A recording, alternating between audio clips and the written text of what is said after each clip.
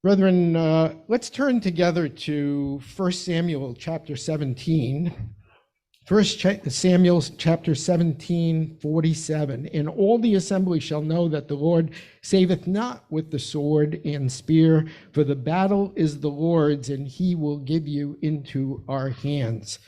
I'd have to say that all my life, the story of David and Goliath has probably been my most favorite Bible story.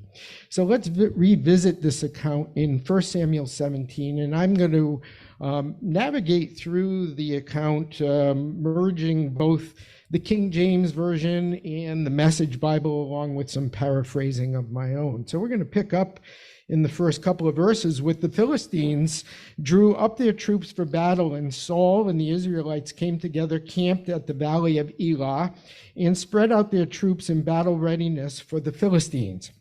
And the Philistines stood on a mountain on one side, and Israel stood on a mountain on the other side, and there was a valley between them. And there went out a champion out of the camp of the Philistines named Goliath. Now, Goliath was a giant, nearly 10 feet tall, stepped out from the Philistine line into the open. Goliath from Gath. He had a bronze helmet on his head and was dressed in armor, 126 pounds of it. He wore bronze shin guards and carried a bronze sword. His spear was like a fence rail. The spear tip alone weighed over 15 pounds. Some say close to 25 pounds. His shield bearer walked ahead of him. Goliath stood there and called out to the Israelite troops, "Why bother you using your whole army? Am I not Philistine enough for you? And you're all committed to Saul, aren't you? Choose you a man for you, and let him come down to me. If he be able to fight with me and to kill me, then we will be your servants. But if I prevail against him and kill him, then you will be our servants." And the Philistine said, "I defy the armies of Israel this day. Give me a man that we may fight together." And when Saul and all Israel heard those words of the Philistine, they were dismayed and greatly frightened. They were terrified and lost all hope. Verses 12 through 15 introduces David and his father and his brothers. Verses 17 through 19, David's father asks him to bring supplies to the battle and to check on his brothers. And while they were there, David followed through with the task his father sent him. I'm down to verse 23-ish. While they were there talking, the Philistine champion, Goliath of Gath, stepped out from the front lines of the Philistines and gave his usual challenge. And David heard him. And all the men of Israel, when they saw the man, fled from him and were very afraid. The Israelites to a man fell back the moment they saw the giant, totally afraid. Verse 26, David, who was talking to the men standing around him, asked, "What's in this for the man who kills that Philistine and gets rid of this ugly blot on Israel's honor? Who does he think he is anyway, this uncircumcised Philistine, taunting the armies of the living God?" And his older brother heard David fraternizing with the men, and he said, "What are you doing here? Why aren't you minding your own business and tending to that scrawny flock of sheep? I know what you're up to. You've come down here to see the sights, hoping for a ringside seat at a bloody battle." "What is it with you?" replied David to his brother. "All I did was ask a question." And ignoring his brother, he turned to someone else and asked the same question. Well, what David was saying was picked up and reported to Saul, and Saul sent for him. And David says to Saul, "Don't give up hope. I'm ready to go and fight this Philistine." But Saul answered David, "You can't go and fight this Philistine. You're too young and inexperienced, and he's been at this fighting business since before you were born." And David said to Saul, "Look, I've been keeping my father's sheep, and one day there came a lion and a bear and took out a lamb out of the flock, and I went out after him and smote him and delivered it out of his mouth. And when he arose against me, I caught him by the beard and I smote him and slew him.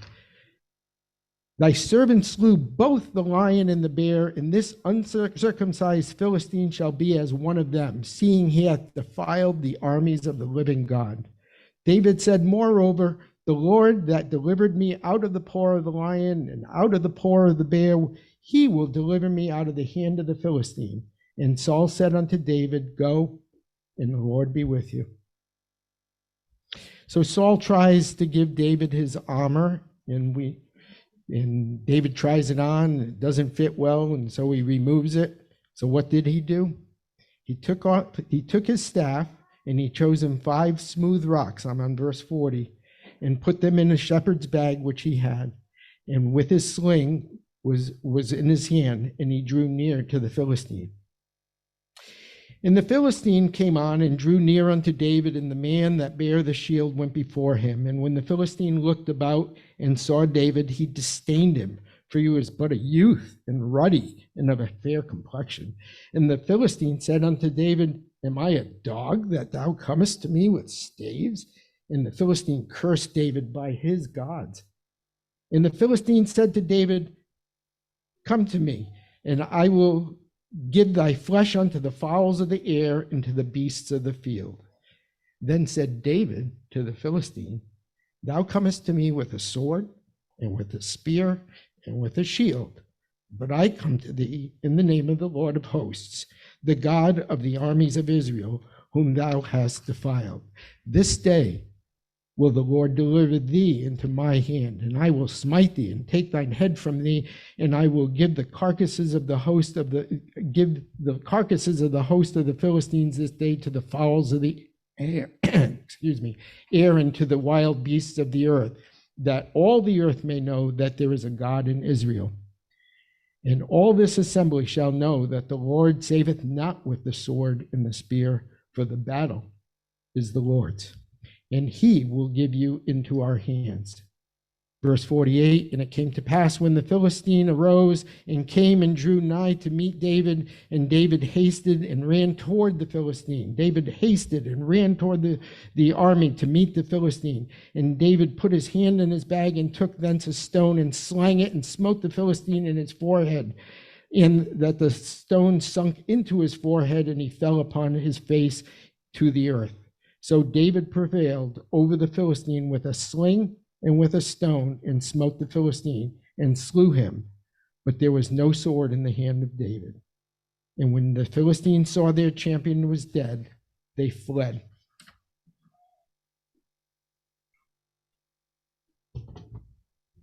Thank you. You know what amazes me is about our Old Testament heroes is how faithful they were with such wisps of hope and promise. What did they have to hold on to? Maybe it was Genesis 3:15, and I will put enmity between thee and the woman, and between thy seed and her seed, and it shall bruise thy head, and thou shalt bruise his heel. Or maybe Genesis 22:18, and thee and thy seed shall all the nations of the earth be blessed, because thou hast obeyed my voice. Or maybe Genesis 49:10, the scepter shall not depart from Judah, nor a lawgiver from between his feet until Shiloh, till Messiah come, and until him shall the gathering of the people be. They had not a lot to go with, and yet they built arks, they defied kings, they fought giants, and they lived their lives in submission to God and his will. Maybe, just maybe, David was strengthened by the story of Moses.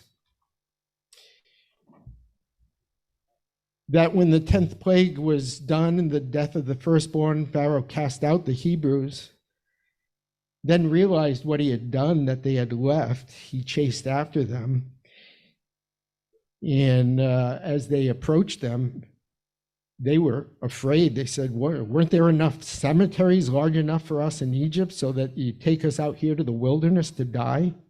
And Moses spoke to the people, said, don't be afraid. Stand firm and watch God do his work of salvation for you today. Take a good look at these Egyptians, for you are not going to see them again. The Lord shall fight for you, and ye shall hold your peace. And the Egyptians shall know that I am the Lord, when I have gotten me honor upon Pharaoh, upon his chariots, and upon his horsemen. Thus the Lord saved Israel that day, and Israel saw that great work which the Lord did upon the Egyptians, and the people feared the Lord and believed the Lord in his servant Moses. Let's change gears a little bit. Does anybody here think they have control issues?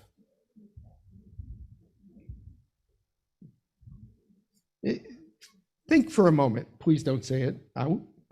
But think of someone you know. Think of a man you know that does not have control issues.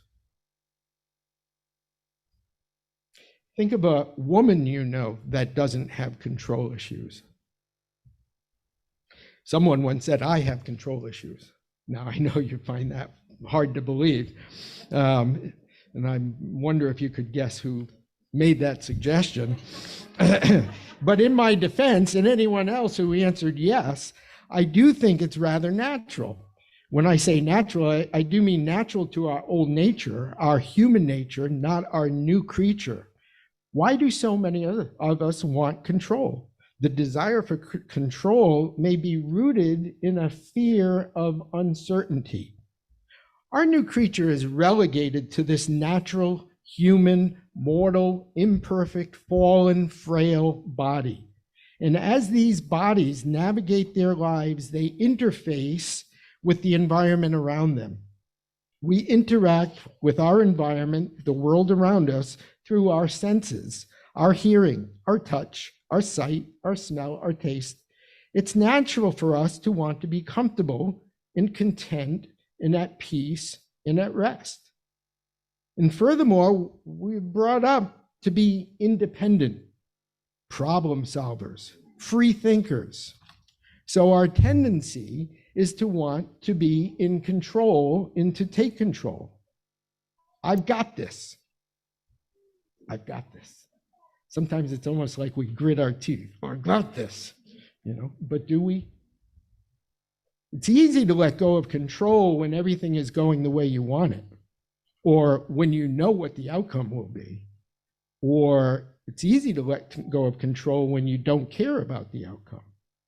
But what happens when it's not, or you don't, when everything is not going your way, or when you don't know the outcome, or we do care about the outcome? It's then that we're often told, well, we need to let go and let God. Oh, okay. One of those things that's easier said than done, like be more patient. Oh, okay, I'll be more patient. Or be more loving. Let go and let God. It's kind of like when somebody's telling us not to be anxious when we're anxious. Oh yeah, why didn't I think of that?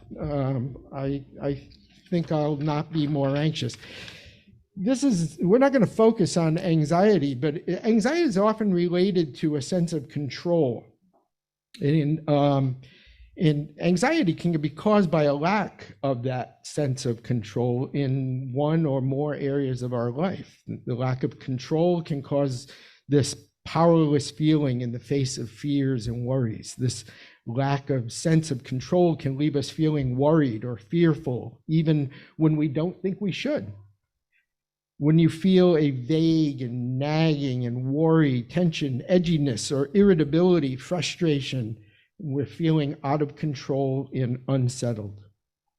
Let me share with you some quotes I found very helpful, just from the first chapter in a book called Anxious for Nothing by Max Lucado.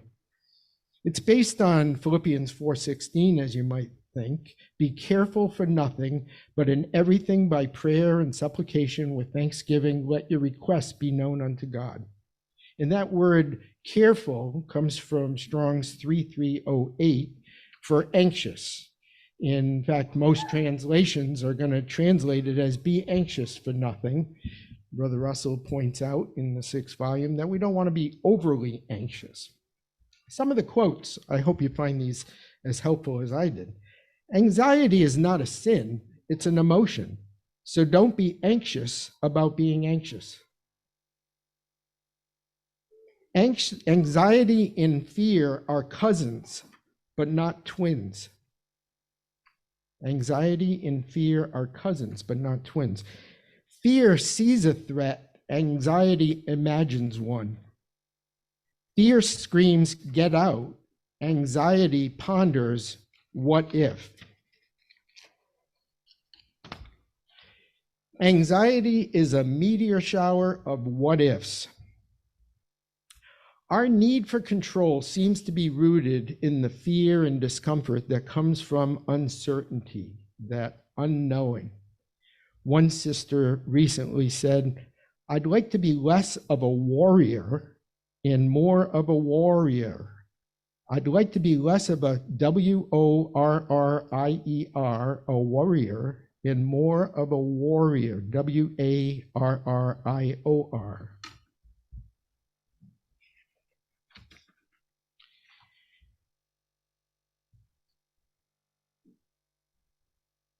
Remember in 2 Chronicles chapter 20, Jehoshaphat. He's threatened to exterminate, his nation is being threatened to be exterminated by three armies that have joined together. And the scouting reports revealed that the enemy was already nearby and that Judah was far overpowered. In an alarm, Jehoshaphat organized a day of prayer. And the entire population assembled at Jerusalem, fasting and praying. And the king himself prayed a beautiful prayer and expressing God's might in the history and the promise of aid to his people and the present helplessness, ending the prayer with the words, he ended his prayer with, "We do not know what to do, but our eyes are upon you." So the next morning, Jehoshaphat assembled his army, but God had told him that they wouldn't have to fight. So the army was led not by the bravest soldiers, as was customary, but by the temple choir. And they marched to meet the enemy, singing praises to God. As the enemy heard the army of Judah approaching them, singing, they were thrown into confusion. The three armies began bickering with each other, then killing each other. And by the time Jehoshaphat's army reached the battlefield, there was no sign of a single survivor. The battle is the Lord's. Hezekiah, a couple hundred years later, 2 Kings 19, and I'm just glossing over these. If you have time later, pull them up and read them in more detail.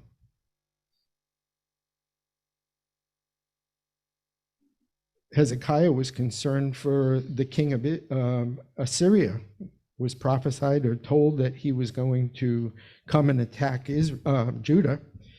And he shall not, but Hezekiah was told, "He shall not come into the city, nor shoot an arrow there, nor come before it with shield, nor cast a bank against it." I'm in verse 33 of 2 Kings 19.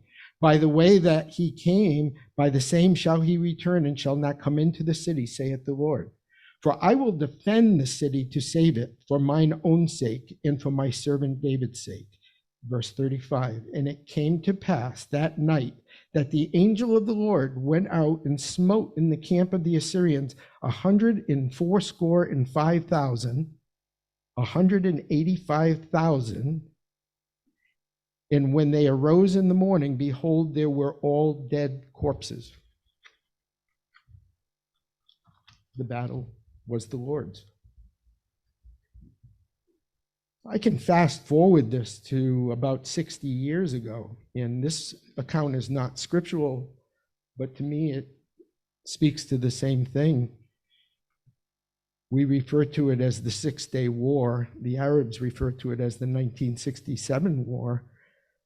But in those 6 days, Israel defeated 3 Arab armies, Egypt, Syria, and Jordan, gaining territory 4 times its original size, and became the preeminent military power in the region. It transformed Israel from a nation that perceived itself as fighting for survival into an occupier and regional powerhouse.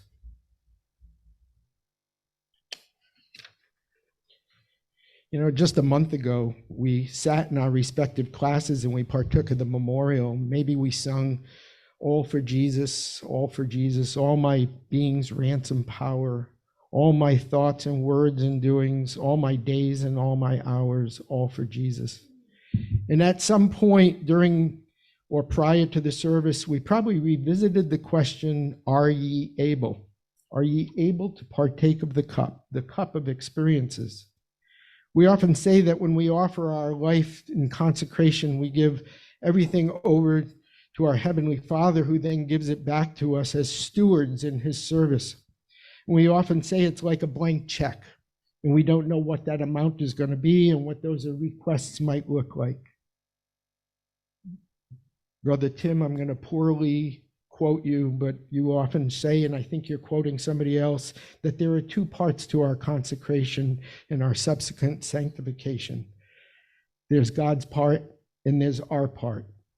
And he always follows it up with, guess who always does his part? Thank you, Brother Tim. 2 Corinthians 5:17, therefore, if any man be in Christ, he is a new creature.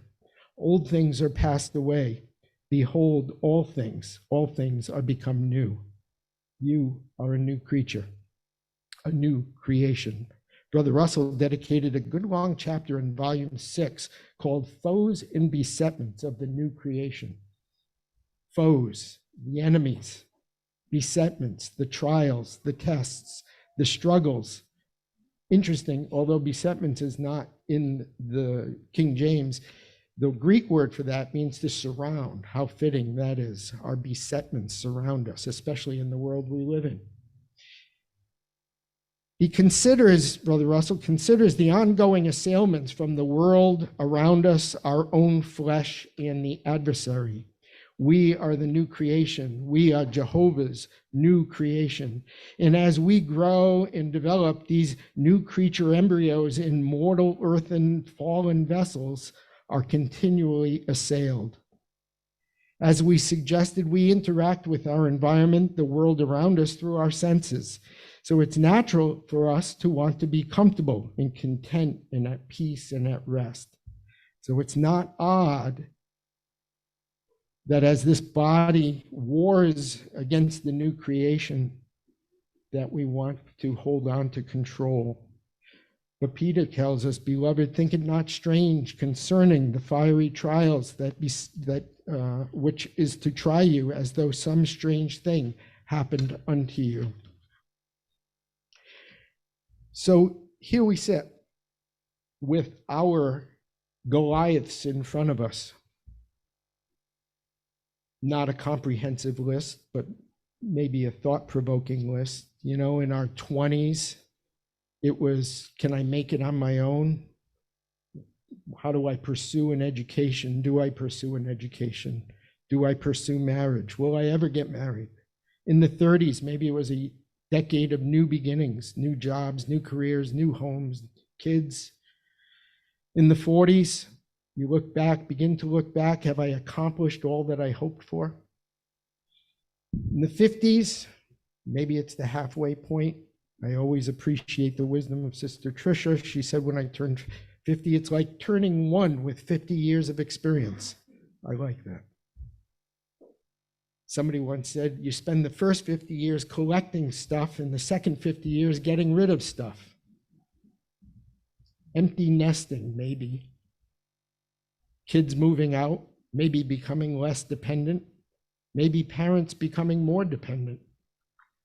In your 60s, have I planned well?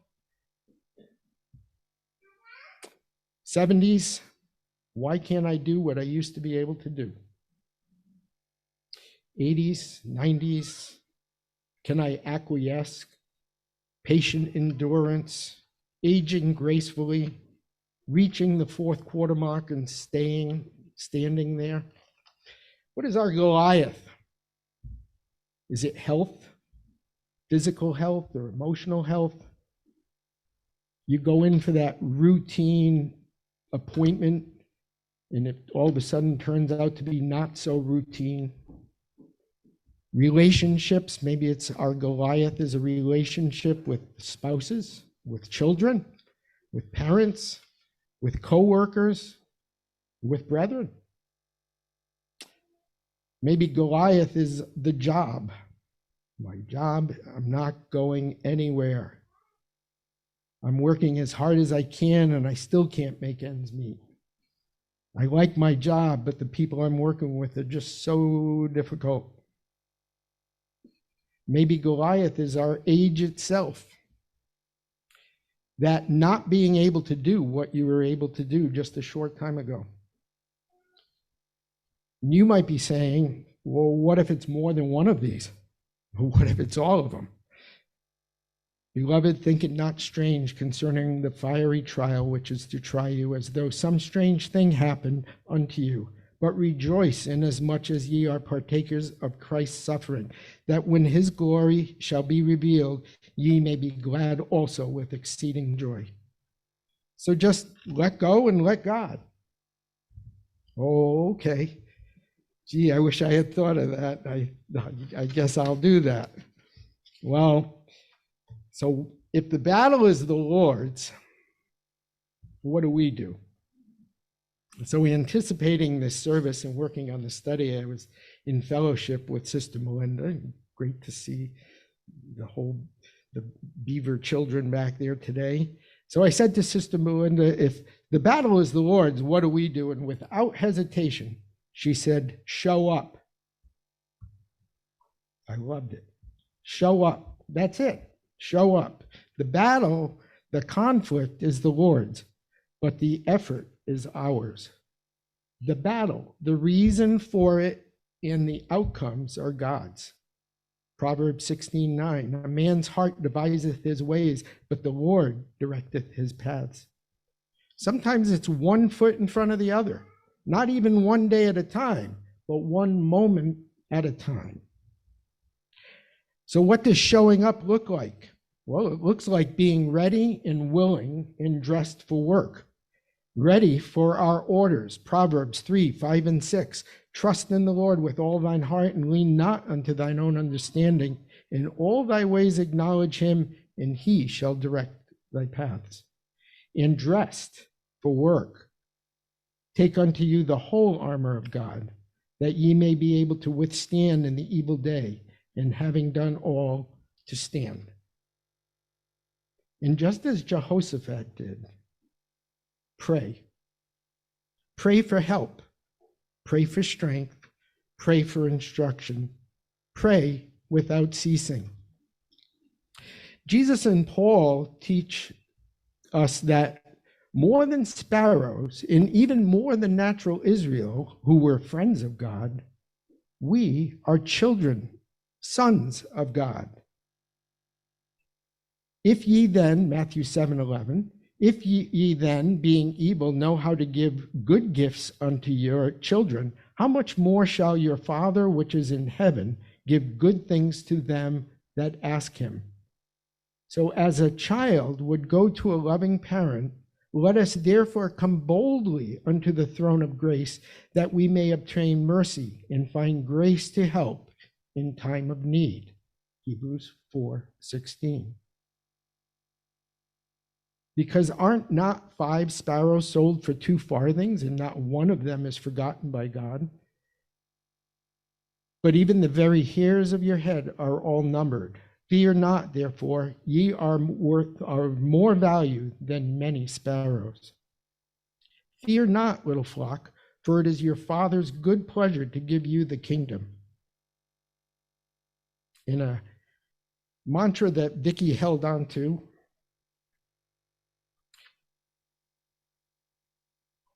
especially facing her Goliath, was, I may not be comfortable with this experience, but I am very comfortable and confident in the one who is leading me through it. Deuteronomy 24, for the Lord your God is he that goeth with you to fight for you against your enemies, to save you.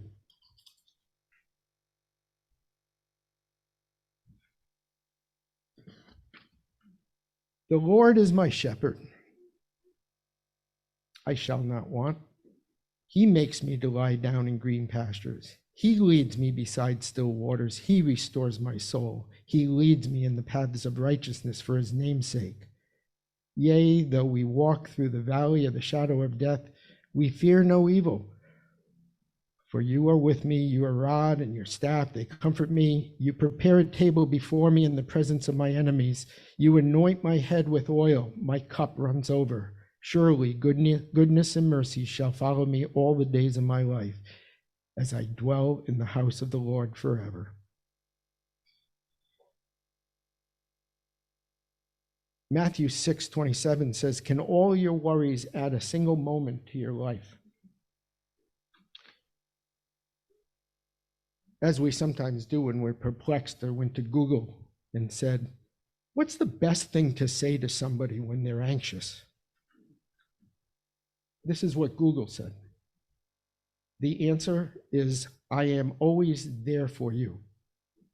Google's first response, I am always there for you. Hebrews 13:5 says, I will never leave thee nor forsake thee. Deuteronomy 31:6, be strong and of good courage, fear not, nor be afraid of them, for the Lord thy God, he is that doth go before thee. He will not fail thee nor forsake thee. This is a scripture that I found that I just was elusive to me. Isaiah 43:2. Brother Julius is probably already quoting it. When thou passest through the waters, I will be with thee, and through the rivers, they shall not overflow thee. When thou walkest through the fire, thou shalt not be burned, neither shall the flame kindle upon thee.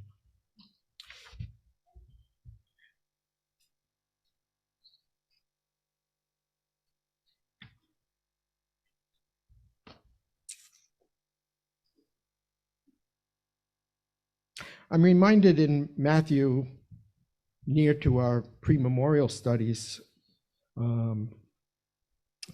that when he was turned over, they came and they laid hands on Jesus and took him, and behold, one of them, which were with Jesus, stretched out his hand and drew a sword and struck a servant of the high priest and smote off his ear. Then said Jesus unto him, put up again thy sword into thy place, for all they that take the sword shall perish with the sword. Thinkest thou that I cannot pray to my Father, and he shall presently give me more than 12 legions of angels? Now, we just saw what one angel did into the Assyrians. And it came to pass that that night the angel of the Lord went out and smote in the camp of the Assyrians 185,000. That was 185,000. And when they arose in the morning, behold, they were all corpses. And Jesus said, I have at my disposal 62,400 angels.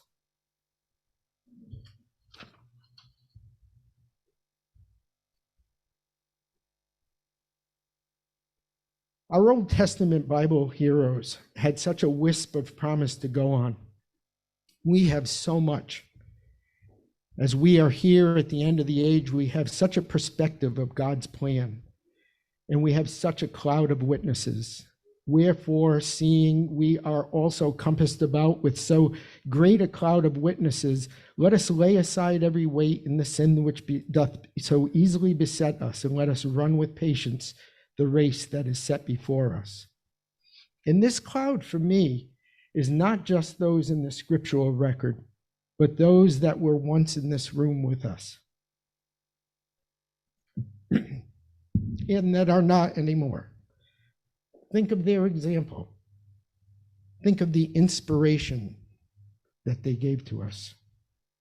Wherefore, seeing we are compassed about with so great a cloud of witness, let us lay aside every weight in the sin which doth so easily beset us, and let us run with patience the race that is set before us, looking unto Jesus, the author and finisher of our faith, who for the joy that was set before him endured the cross, despising the shame, and is set down at the right hand of the throne of God. Hebrews 12:1-2.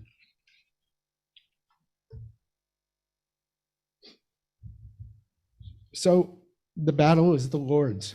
We are the soldiers. I think for me, this is going to be an ongoing study, just as developing agape love or the fruit of the Spirit.